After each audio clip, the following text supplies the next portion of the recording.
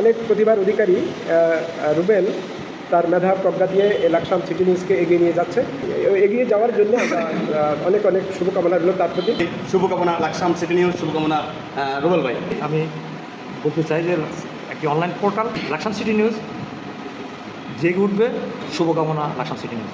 Laksam city নিউজের সমৃদ্ধি কামনা করি। লাকসাম সিটি নিউজ হচ্ছে লাকসামের জন্য একটা ব্যতিক্রমধর্মী নিউজ পোর্টাল। ইয়াং জেনারেশনের মধ্যে ব্যাপক সাড়া ফেলেছে।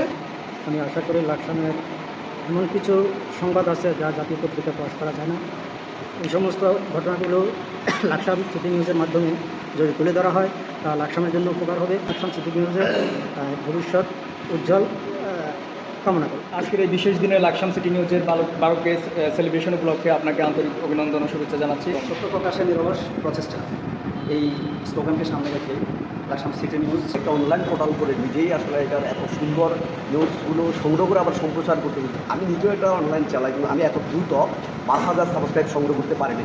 আমি 12,000 সংগ্রহ করতে আমার প্রায় সময় লেগেছে মিনিমাম 3 থেকে 4 বছর।